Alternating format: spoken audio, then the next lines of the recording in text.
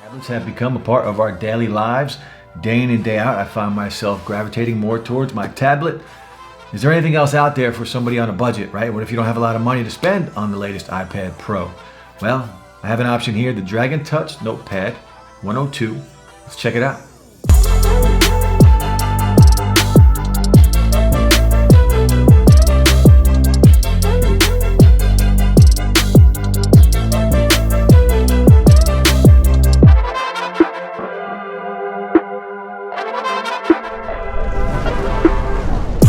What up, welcome back to Digital Slang. Today we're going to check out a budget tablet. This is from DragonTouch, the Notepad 102, a budget-friendly device running Android 10, 140 bucks. And every now and then there are discounts you can find, but right now it's around $139.99 on Amazon.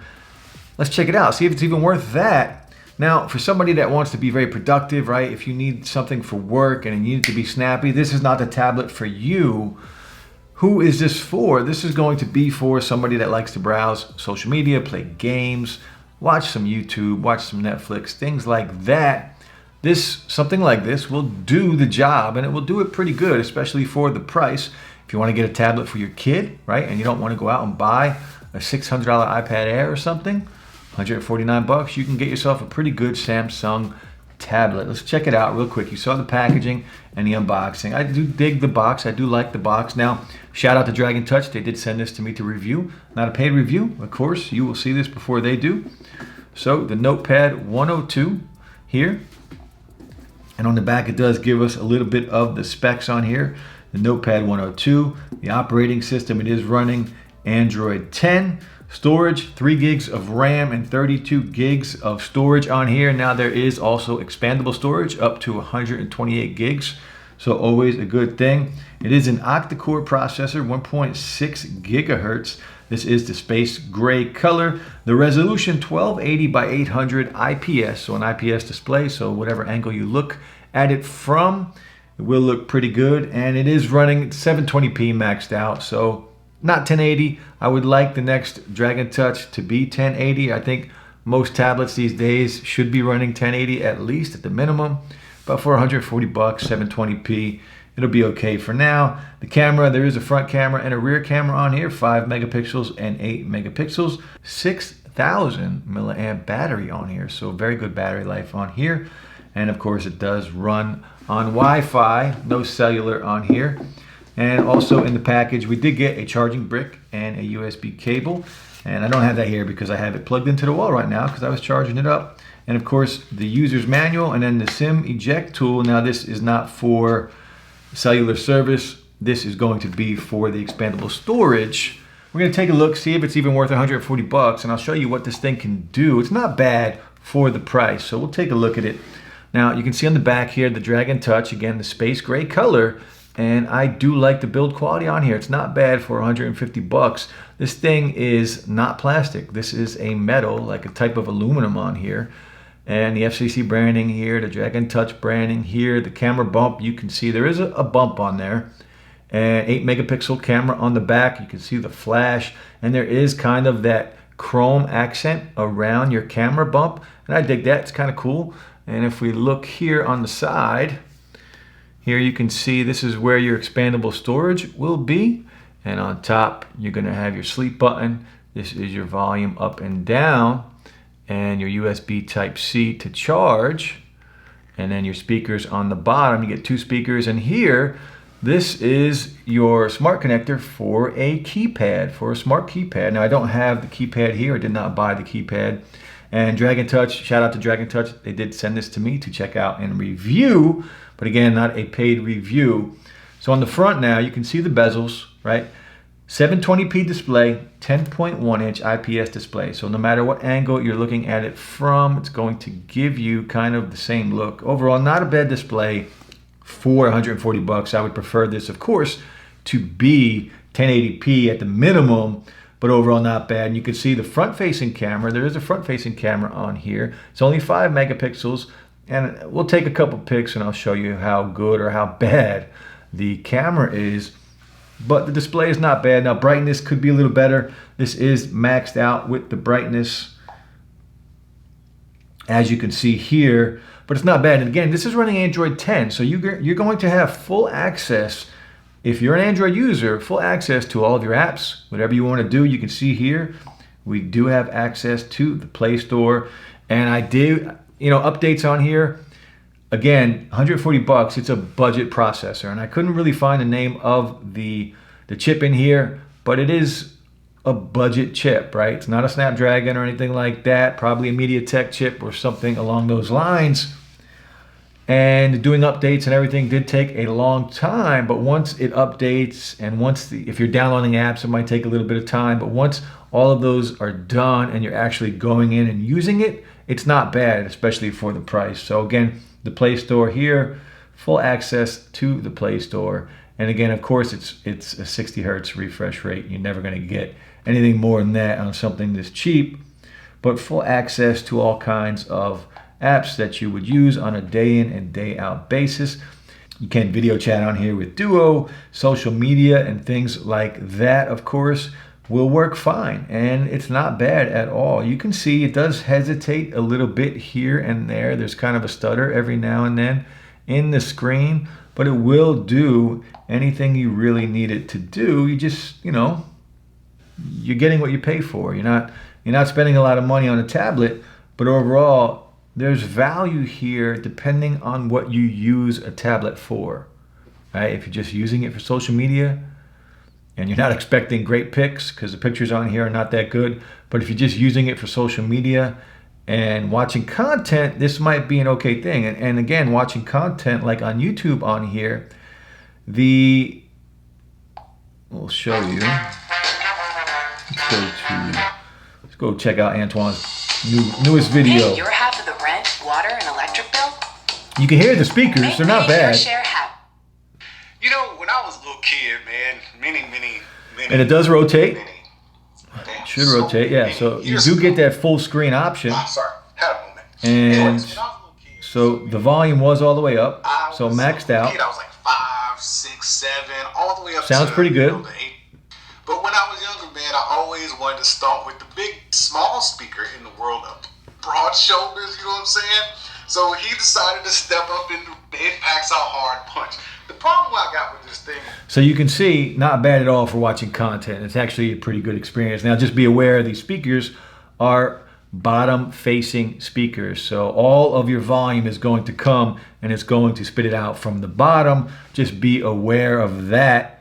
But overall, watching content on here will not be a bad thing at all. And again, full access to everything the Play Store has to offer. Now, another cool thing about this tablet is you can multitask on here. So say you opened up Google and you wanted to, let's go to Yahoo. And we'll check out the news on Yahoo. Go to Yahoo, we'll do Yahoo News. Open up Yahoo News. Say we wanted to open up, I don't know, so let's open up YouTube, right? We'll open up YouTube. So if you click on that button, you click on the little Chrome tab, split screen will appear. You click on split screen, now we can open up YouTube, and we have Yahoo News on the left, YouTube on the right, and it works very well. So you can do a lot on here for this price, right? You can multitask on here and do different things. Overall, it is a pretty cool little tablet. And we can pop this open again, make this full screen if we want, close that out. Now it also does say that this is a curved display. It's not really a curved display. The screen is flat, your display is flat. What's curved, you can see where the screen ends and then the frame is kind of curved. So, it's not really a curved display, but they're trying. I'll give them credit. The bezels aren't bad, right? This is where you're going to hold the display. So I don't mind the bezels on here, especially for the price. It's not bad at all. Now, if you want a game on here, I did run a few games. And of course, games like Temple Run, it's going to run just fine. And it works really well.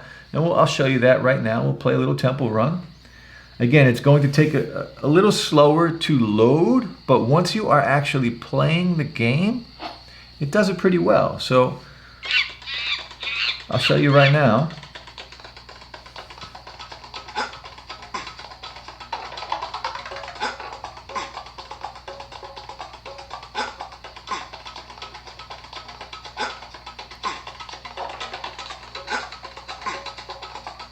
So not bad. As you can see, it's moving. Well, not bad. Now, what about a different type of game, right? So let's play some asphalt.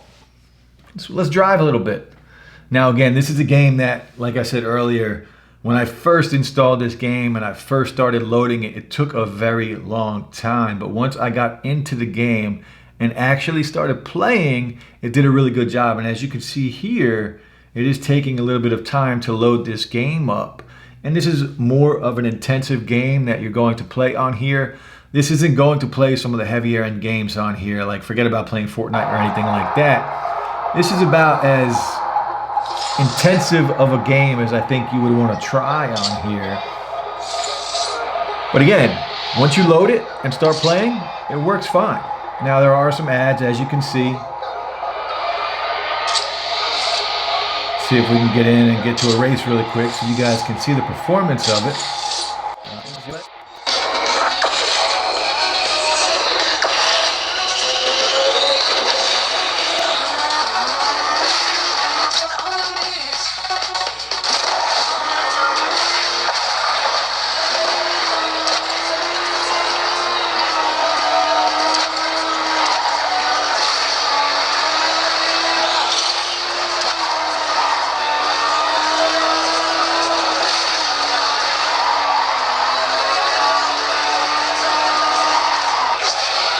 So you can play some games on here. Just be aware, some games are going to take a little longer to load than others. Now again, we are running Android 10. I did receive an update on this the other day, and it did take a very long time to download the update, but that is expected. Again, budget specs on here. Just be aware of that. Now there also is security on here. You can put a pin lock in here. You can unlock it with your face. Now it's not Face ID like on an iPhone. It's just basic, looking for your eyes, something like that. Battery life on here has actually been really good. Again, 6,000 milliamp battery on here, USB Type-C to charge, Bluetooth 5.0.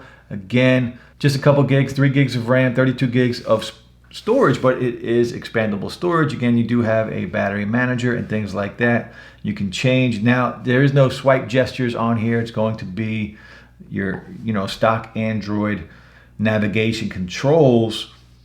Overall, not bad. Sound, the volume, vibration. That's one thing I do wish it had better of is haptic touch. And I did reach out to dragontouch and tell them, like, one thing I would like to see improved, 1080p display, as well as some haptic feedback when you are texting or sending a message. Whenever I would send Twitter, like, messages or just post on Twitter, it felt really cheap just because of something simple like the haptic touch that is not there. So hopefully on the next version, we'll get some of that. Let's take a look at the camera, see how good the camera is here. And again, you have a 5 megapixel on the front and an 8 megapixel rear facing camera. So let's try the selfie camera. Again, not the best, only 5 megapixels. As you can see, not really the best. Oh, that's a terrible picture. Ooh. So it is a little grainy, it is a little blurry. And let's turn it around and take a look at the other side. We'll take a picture of my plant here. And again, this thing, you can tell how overblown this is already, right? This thing, man, that does not look good. So as you can see here, not the best picture quality on this tablet, but that's not really what it's meant for. And you can take videos on here as well. So if you want to do Zoom calls or something like that, 720p will be just fine for that, right? Most of the streaming services are 720p now, StreamYard, things like that. So 720p on here for 149 bucks, 140 bucks. Not bad. Just know the cameras and the video quality is not the best. The display, I wish it was 1080p at least. But overall, look, who is this for? This is for an adult buying something for their kid. This is for an adult or a teenager who doesn't want to spend a lot of money and break the bank and doesn't need their tablet to be a workforce helper, right? You want this to be something for social media, Twitter, Instagram, Facebook, watching YouTube videos, watching Netflix, watching TV shows on Netflix. You're going to be able to send emails on here. Again, full access to the Play Store. So overall, for 140 bucks, it's not bad, right? We are getting better all across the board in the tech space as far as value bang for buck. It does have its issues, right? The cameras are terrible on here. Loading apps does take a little bit of time, but overall it's not bad. 10.1 inch IPS 720p display. The speakers, the bottom firing speakers are pretty good, right? Not bad for the price. Expandable storage, Android 10. Now I doubt we'll see Android 11 on here, but you know, I've been wrong before. USB Type-C to charge, 6,000 milliamp battery life on here. 3 gigs of RAM for something like this, I think, is fine. Overall, not bad. So the DragonTouch Notepad 102, a budget-friendly tablet running Android 10.